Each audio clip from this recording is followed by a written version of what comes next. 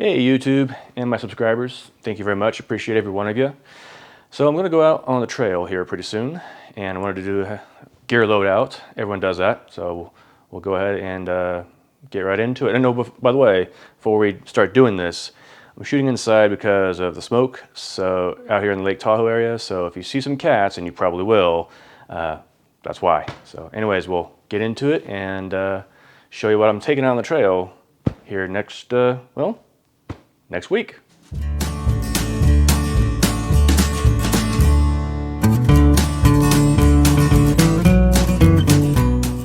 All right, everybody, so the wait is finally over, for me anyways.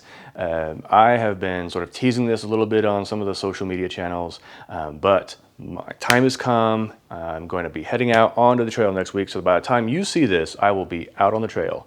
And what's the big surprise? What's the wait and the holdup for, Jason? Well, I'm going to be hiking the High Sierra Trail, so I'm really excited about it. It's going to be the longest trail that I've hiked myself. I've hiked with some segments and put more together, but this is my longest continuous and through hike, if you will. So anyways, with that aside, I am really excited to get out there, get on the trail. I've looked at all the posts. I've talked to quite a few people who are finishing and have finished up the trail, and I feel like I've got a pretty good place with my equipment and all of my gear. So let's go ahead and show you what I'm going to take out on the High Sierra Trail in August of 2021 with all of the low snow year and the smoke and all that. So we'll go through it, hoping to go as light as I possibly can, bring only as much food as I have to have, and hopefully all goes well. So let's get into it. So, starting off, I have my pack. It's the Waymark through 40. This is going to be its real first maiden voyage, its real first test. This is not waterproof, so I have a pack liner inside of it. I think it's called Nyloprene or something, I'm not sure, I can't remember. It's extremely lightweight. You have to be a little bit careful with it. It's not like other pack liners, but anyway, it'll help keep the stuff that I have to have dry. It's a frameless pack. It is 40 liters, and I bought this because it's a little bit tougher than some of the others. It carries some weight, but also it's going to really force me to keep my weight down because I don't have the opportunity to overpack. Along with this, I added a 1 liter smart water bottle attachment. It's from Chicken Stamper, so I'll go ahead and I'll put those links in the description below if you're interested in checking out either of these products. So this will be the start of the big three. The second, and I'm going to film these couple standing up, and then we'll go through the rest on the floor, which is where you're going to probably see the cats. This is my tent. So this is, and you may have already, for some of you who are tarp tent owners, already recognize this or kind of already going this way. This is the Tarp Tent Pro Trail Lee. It's their Dyneema version of the Pro Trail. It comes in at about 17.7 ounces. With the stakes, the Easton Nano stakes, you get 4. I've used this on several trips. I really enjoy it. This is definitely a one-person tent. It's a good spacious one-person tent. It gets you just what you need. I can put my stuff in the tent. I've unpacked it. It's great. But this is a very compact tent. You really can't sit up very much in this. I really need to do a full review on this tent because it deserves it. There's already some stuff out there. But I really like this tent. It's easy to set up. It's easy to set down. And like I said, it's stupid crazy light, like 17.7 ounces. So I will take along with me 1 extra stake. It's gonna be a Groundhog Mini, so that way I can put it at the head of the tent. There is a guy line that I don't use, but it's there. I'm gonna bring it just in case it does get super windy and a lot of storms, because as I've been talking to everybody who's finished up the trail, and especially in the Sierras during the summer, you can expect rain and hail storms every single afternoon, and wind, and possibly at night. So gonna go with this for the tent. Already seen somebody else out on the trail with one and said it worked beautifully. So there you go. Moving on to the last of the big three and the rest that we have here for the trip. This is my Enlightened Equipment Revelation 30 degree. Spoke to several people and they said that it's getting really warm. With the exception of Guitar Lake, which I have a plan for that. So it sounds like the 30 degree is going to be just fine. I really do enjoy the quilts from Enlightened Equipment, and this will be my first time really taking it out.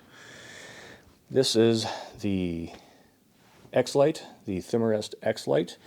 It's the regular wide, so it's about the 25-inch. I just have to have that. And then over here we have the straps with the nylon/silk quilt liner, which is fantastic to protect your quilt. So got the pack liner, adds a couple of degrees, not much. And then I have here, you can see it, the big Sky Dream Sleeper with my buff. So I'm going to put the buff over it. It's going to act like a little pillowcase. So I really do enjoy that. It helps out quite a bit, and it's very, very light. And then all I'm going to take is a pair of underwear. It's going to be in the 50s. I've looked at the weather stations that are available, and it's looking like it's definitely going to be in the 50s, so this should be fine with what I've got. And then here, this is an interesting setup. I saw this from an ultralight guy. He uses his rain pants as sort of insulation for a little extra heat during the night. So I'm going to use the rain pants, probably up at Guitar Lake. I'll be able to dry out at camp, so I'll be able to use that. And this should be the last of the big three, but this is my sleep system. This is what I've got. That's all I've got, and I think that's all I need. I don't need any extra shirts or shorts. If I do, I'll just wear what I've been hiking in. All right, so let's go to the ditties, or the ditty bag, the electronics bag, and I kind of put them all into one. So what you see here is basically everything fitting into my light AF Dyneema roll top sack, or my tiny little bag. So what I've got here is, and I picked this up from a PCT guy, or a trick from a PCT guy. He brings this little sponge, and that's what he washes off at night. And then you can dry yourself off with a towel, an extra O-ring for the Sawyer squeeze. I've got my anchored. It's a 13,000 milliamp hour battery, but you lose some efficiency with that, so it's going to be like 10. And then I have my cords for my Garmin watch, for my GoPro, and for my iPhone. And because I like to know what the temperatures are at night, I'm going to bring my thermometer, my little temperature reader anyway, but you can see I've got some of the usual accompaniments. I've got my earplugs, I've got my floss, a little bit of KT tape, some tenacious tape, some pear patch kits, a comb for my beard, which is going to be really important, backup water filtration or water purification system here, and then a couple of things I've got here that I'm going to use. I haven't used this much. It's the Yuko. Cannot remember the name of the brand or the model on this one. Darwin had it before he cut this off and converted it to even more ultralight, but I find it fine. It works fine for me the way it is. But the other thing that I'm going to take out is the Thermarest Neo Air micro pump, which accompanies the pad. So going back here, sorry for the back and forth, but this actually works out really great. And the reason I'm going to take this is because I'm going to be hiking at altitude and doing some good miles. And at the end of the day, I will probably be out of breath and don't necessarily want to have to blow into the pad to inflate it. So I'm going to go ahead and use this. I've had a couple of experiences with it already, and it's been really good. So I'm going to turn that on at night, couple of minutes, and then a couple of breaths, finish it up, and then you're done. And that'll help save my lungs and my energy when I'm done hiking for the evening. So looking forward to using that. Oh, the other thing that's really good about this, especially when you get into the colder months, is that, especially in like winter, you don't want to breathe, if you can now avoid it, breathing into your air pad. You should use the sack they give you with it, but if you don't have that, if you don't want to, just go ahead and use this guy. And it's not bad. It runs off AAAs. It gets you about 19 or so inflations and deflations, but just take it out, and it can inflate and deflate. But yeah, you just use that so that way you don't have crystals form inside your air pad in the colder months. So anyways, I'm going to take this out. I think it's going to really save my lungs and my energy at the end of the day. So yeah, that's all I've got for my electronics. So moving onwards here, we've got my trekking poles, which will be crucial for my tent. I've got my Outdoor Research Helium-2 rain jacket, and I'm going to be using that every day. My 2-liter smart water, 1 liter, but 2 of them smart water bottles, water bottles. I was going to take 1, but I found out that it's really advised to take 2 this year because of this low snow year and the low water. So we'll go ahead and see how that goes. But moving on over to my cook system. So I am going to take a stove. I am going to take all of this. This is my Toaks. I'm going to make sure I can get this for you here, guys. This is my Toaks 750 milliliter titanium pot. All of this fits into that pot. So what you see here is just a normal fuel canister from Jetboil. The hot lips, so that way I've got that for the morning when I want to drink my coffee and my chai teas. Then the Soto Windmaster stove. I love this guy. It works so wonderfully, and it has a self-starter, so you don't have to bring along any matches or any cigarette lighters. And then this is just a cleanup towel that I have for that. It's just, I know that people might say, well, it's, it's 2 towels, Jason, but I don't want to, wash off my body with, I'm going to wash that, my cook system out. So in any event, that's my cook system. So all I'm taking along, and I'll show you my bear canister here when we're done with it. So what am I filming on? Well, filming in some more of my ditties. So obviously, yes, Sawyer Squeeze, but all I'm taking is a GoPro. I'm taking it because I don't know how much rain I will truly get, and this is waterproof. And I can also, I bought an attachment that goes onto my pack. I can attach it to this and just walk, and then just push the button on my GoPro. On my GoPro here, just push the button, and then I'll be recording, and then I can take it off and do selfie and all that stuff, or just use my phone for all that, which is going to probably be what I end up doing anyway. And then this one is something that's going to get truly tested, and I did put a video out on this guy, so I'll link it up in the cards up here. But this is the Bivy Stick. Yep, there you go. This is the Bivy Stick Blue. You'll probably see the most recent version is the yellow, but this is the blue. Works out really good. I've done a couple of review videos on this, first impression and an updated one. So like I said, it's up in the cards. Go ahead and give that a shot. Look at that. But I really enjoy it. I really like it, and this is going to be so I can text my wife and let her know where I'm at and how things are going. Okay, moving over to some the other items of the incidentals. So what do we have here? Well, what we've got are some of the staples, but I've also downsized a few. So staples, Sea Summit, bug net, gotta have it. There's a lot of bugs out there. Also the Purell that attaches to my pack. I just don't go without it. Helps clean me up and keep me safe when I'm eating. Some ibuprofen, Advil mix. Yes, I will not mix them together. I'll take them exclusively as much as I possibly can. Something that's a little bit new to me are salt tabs. So I'm going to go ahead and go with the salt tabs on this one. And that's just to supplement all of the sodium that I'm going to be losing, just a ton of it. So I've heard some really good reviews, and I tried it a couple of times on some trails here, and it worked really well. And then I've got this is sort of a mix. It's Imodium, is also some allergy tablets, because I do have allergies out here. So I'm definitely going to take those along with me. And then some of the things I almost always have, or do always have, that, like I said, I was paring down: sunscreen, Body Glide, and chapstick. So these are about as small as you can possibly get. It's 13 grams or 0.45 ounces net. This is, I think, 0.3 ounces net. Oh, here we go. So you can see this. 0.35 ounces net. And then the chapstick that also has SPF 30 in it. So I almost always take those things out, but for this trail, because I want to go as light as I possibly can, I pared those down. And then something that's a little bit different, I'm taking these nice and clean so that way I can clean my glasses and clean the GoPro. I expect to get pretty dirty. Like I said, I've already covered this clip. And then this is just a flag with a sticker.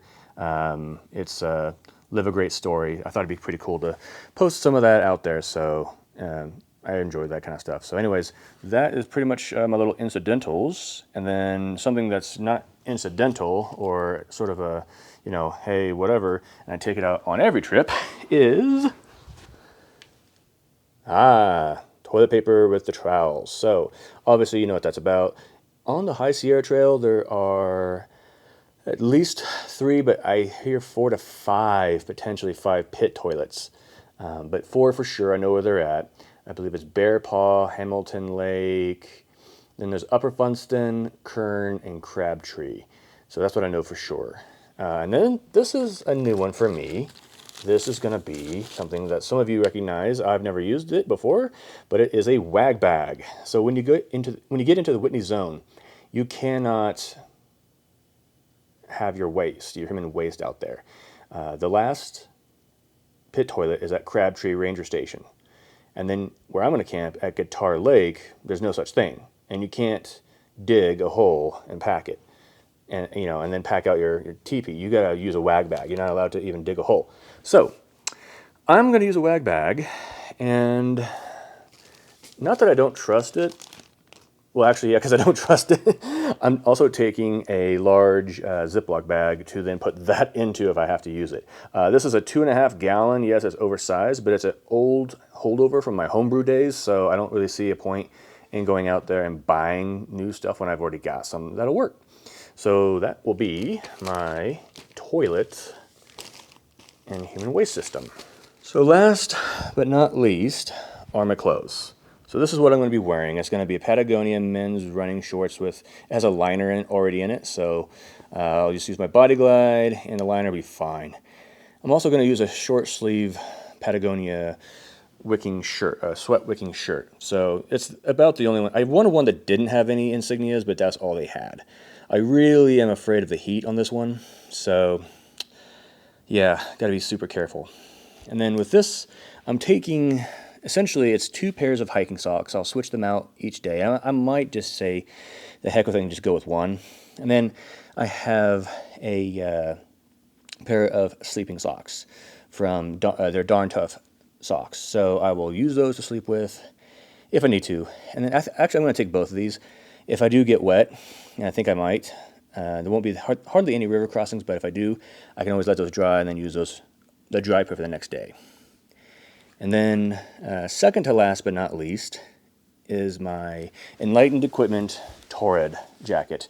I really love this. It's the men's large. This is fantastic. I've had this out in the winter. It works down to, I want to say 20 degrees, 25 if I'm just standing in it.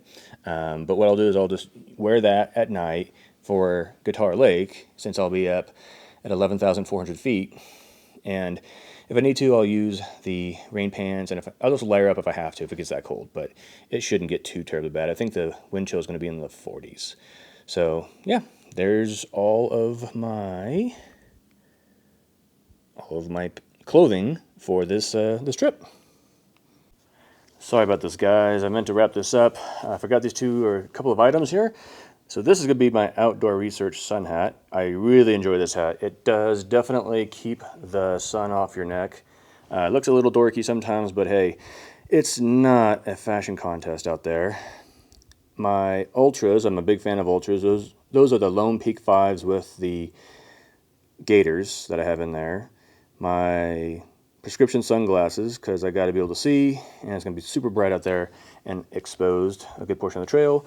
And then last but not least, this is going to be my Mount Whitney paper map, somewhat waterproof. So yeah, but that's it for most of the gear. Now let's go ahead and switch on over to, here we have the bear canister. It's the BV 500.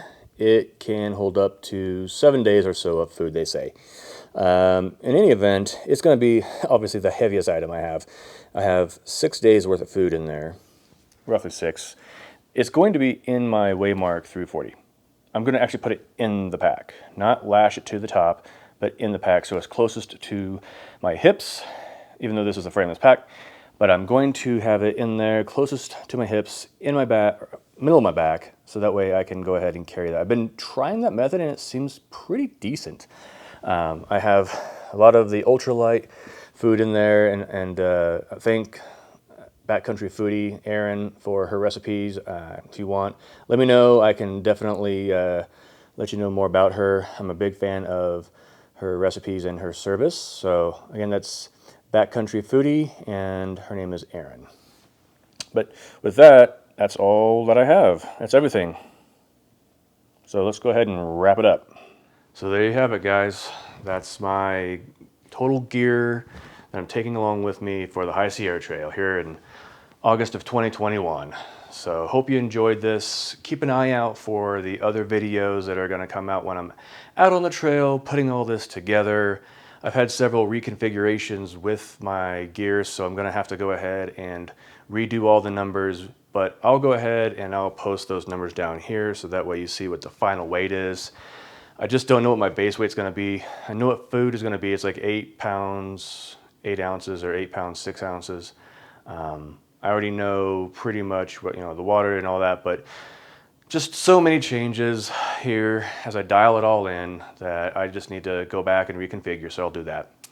So yeah, there you go. It's going to be pretty interesting being left at the trailhead at Crescent Meadow and then hiking across the Sierra Mountains to get back to my vehicle and get home after summoning Whitney. So that's going to be an interesting experience, kind of like when I was on the TRT. So anyways, if you liked it, give it a thumbs up, and I will talk to you all later. Have a great one, everyone. Stay safe.